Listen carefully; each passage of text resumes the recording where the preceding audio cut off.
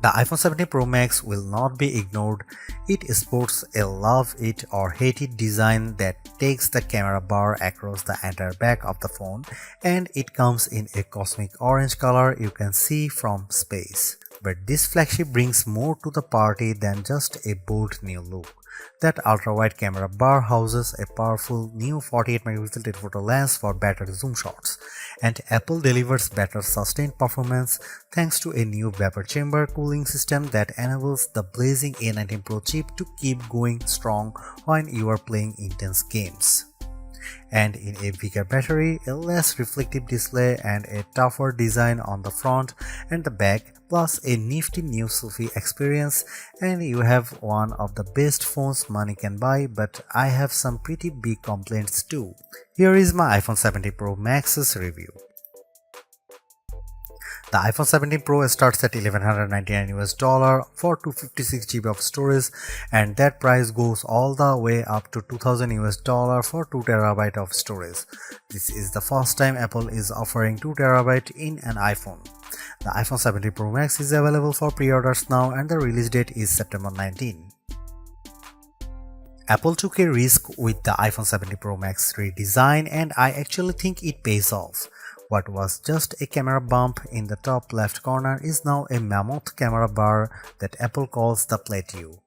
Some may not like it, but to me it actually feels more pro. And this area houses more components than before, so Apple could give the Pro Max a larger battery. Apple also ditched the titanium band for an aluminum unibody design because aluminum is lighter and 20x more thermally conductive, and that means the iPhone 17 Pro Max should feel cooler in your hand. The rounded edges of the phone have a soft touch feel to them, making the phone less slippery to hold than the iPhone 16 Pro Max. The iPhone 17 Pro Max is made tougher too. The 6.9-inch display is protected by Ceramic Shield 2, which has 3x better scratch resistance, and there is Ceramic Shield on the back that's 4x more resistant to crack than the previous glass. The Ceramic Shield back gives the Pro Max a two-tone design, which I really like, and it's more pronounced on the Cosmic Orange model than the Deep Blue model I tested. And you can also choose silver, but Apple oddly omitted black from this year's color options. Unfortunately, the iPhone 17 Pro Max is thicker and heavier than the iPhone 16 Pro Max. It measures 6.43 by 3.07 by 0.34 inches and weighs 8.22 ounces compared to 6.42 by 3.06 by 0.32 inches and 7.99 ounces. By comparison, the Galaxy S25 Ultra is 6.41 by 3.06 by 0.32 inches and just 7.69 ounces.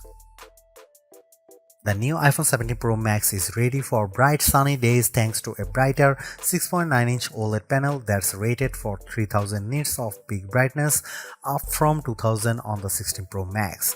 There is also an improved anti-reflection layer, which means you'll get less glare on the panel when you are watching movies or surfing the web. When I held the iPhone 17 Pro Max or 16 Pro Max in my hand and turned the phones in direct sunlight, I noticed less reflections on the newer iPhone. When I put the iPhone 17 Pro Max next to my S25 Ultra to play one battle after another trailer, Samsung's phone looked a bit brighter but suffered from slightly more glare. In our test, the iPhone 17 Pro Max reached a slightly higher 1899 nits compared to the Samsung's 1860, but the Pixel 10 Pro XL blew them both away with 2555 nits. The iPhone 17 Pro Max also fell behind the Galaxy and Pixel in color reproduction, reaching just 77.6% in the DCI-3 color space test. And its colors aren't as accurate as what you would get on either S25 Ultra or Pixel 10 Pro XL. The iPhone 17 Pro Max is now a triple threat with three 48-megapixel cameras, including a telephoto zoom with a sensor that's 56% larger that can deliver up to 8x optical quality zoom, and you get an 18-megapixel center stage front camera that can do a very neat trick. Here are some camera samples of the iPhone 17 Pro Max.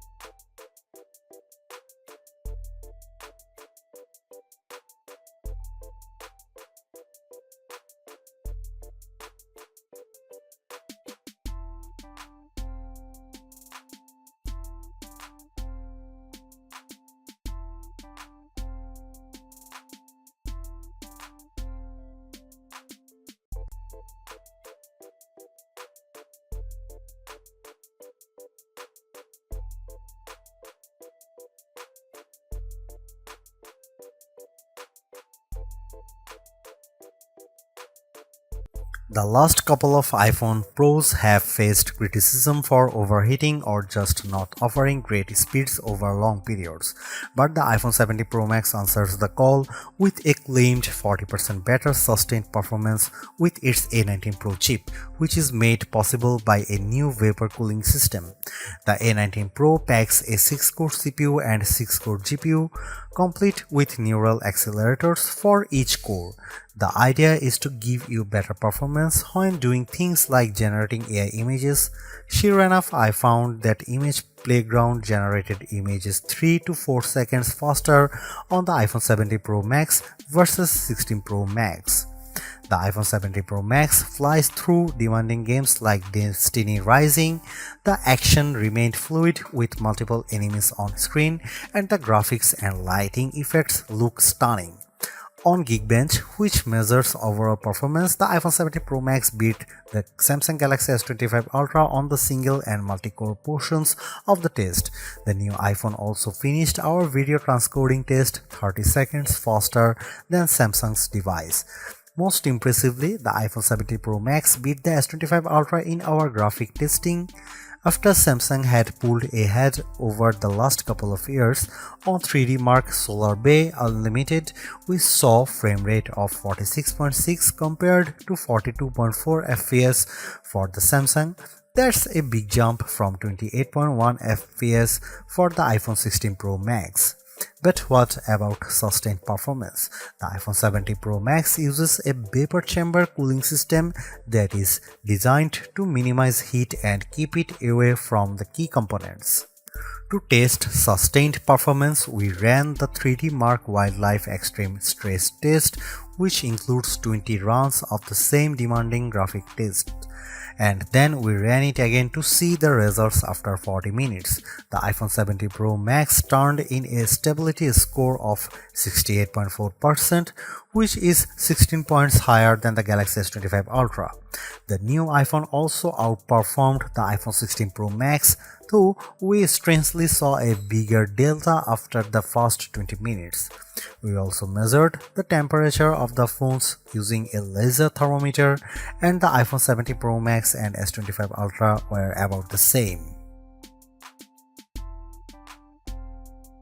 The iPhone 70 Pro Max promises to deliver the longest battery life in a phone, and our first round of testing seems to back up the claim.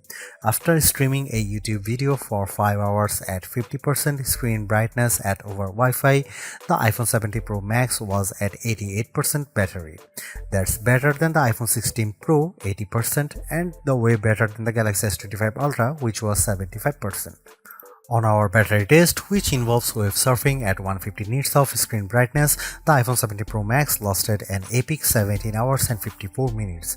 That's the longest lasting iPhone we have ever tested and puts Apple near the top of our best phone battery life list. It also beats the iPhone 16 Pro Max's 14 hours and 17 minutes as well as the Galaxy S25 Ultra's 14 hours and 27 minutes in the same conditions.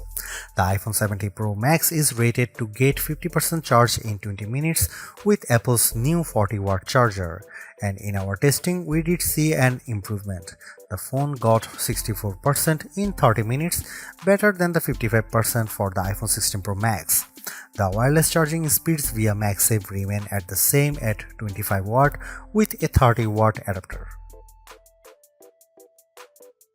At iOS 26, Apple's new software update has plenty of upgrades including a sleek liquid glass design, but I am more impressed with features that make your life easier, such as call screening and hold assist in the phone app. I also like that iOS 26 is more personal. You can set custom backgrounds in the Message app as well as send polls to family and friends. In terms of Apple Intelligence, Visual Intelligence gets an upgrade as you can now ask questions about whatever's on your screen. You can either search via Google or ask questions via ChatGPT. However, Apple is behind Gemini Live here as Google's AI can analyze your screen live and you can ask Google's Assistant questions in real time. With Apple, you have to take a screenshot first and Siri doesn't answer you, ChatGPT does via text. There's other noteworthy Apple Intelligence upgrades including live translation in messages, phone and FaceTime, smarter shortcuts and a more capable image playground now with better support for expressions and better ChatGPT integration. Overall, too, without the new full-fledged Siri on board, which is not coming until 2026, the iPhone 17 Pro Max lacks the true wow AI feature. Some good examples are cross-app actions on the S25 Ultra and being able to make edits or photos using just your voice on the Pixel 10 series. Some might be wondering if the iPhone Air is for them given that Apple's two phones not that far away in price. There are some benefits from going with the $999 Air. At just 5.64mm thick, it's way thinner than the iPhone 17 Pro Max and the Air is much lighter too at 5.8 ounces versus 8.2 ounces. For me, it's the difference between being able to easily slip a phone in your front pocket versus chucking it in your back pocket. The Air's display is pretty great too at 6.5 inches and the same rated brightness as the iPhone 17 Pro Max, although the Pro Max offers a more expansive 6.9 inches. The reasons to go for the Pro Max are more cameras. You get a true telephoto camera and an ultra-wide camera that can also do macros. The Air can't do that. Plus the iPhone 17 Pro Max lasted more than 5 hours longer on our battery test, and even though the iPhone Air has a similar A19 Pro chip, it offers one less GPU core and you will get worse sustained performance without vapor chamber cooling. The iPhone 17 Pro Max is the phone to get it if you love iOS and you want a big screen and the longest battery life possible. The iPhone 17 Pro is also great too if you prefer a design that's more compact. I would personally not upgrade if you have an iPhone 15 Pro Max or iPhone 16 Pro Max. The enhancements aren't compelling enough, but if you are coming from an older iPhone 14 Pro Max, I could definitely recommend stepping up to the new iPhone. You will enjoy a larger and brighter 6.9-inch display on Apple's newer phone, considerably faster performance, a tougher design, longer battery life, a better and smarter center stage front camera and other perks like audio mix for your videos. And even though there is no true killer Apple Intelligence feature yet, the iPhone 17 Pro Max is in line to get the new and improved Siri when it's finally ready. Is the iPhone 17 Pro Max the best phone overall?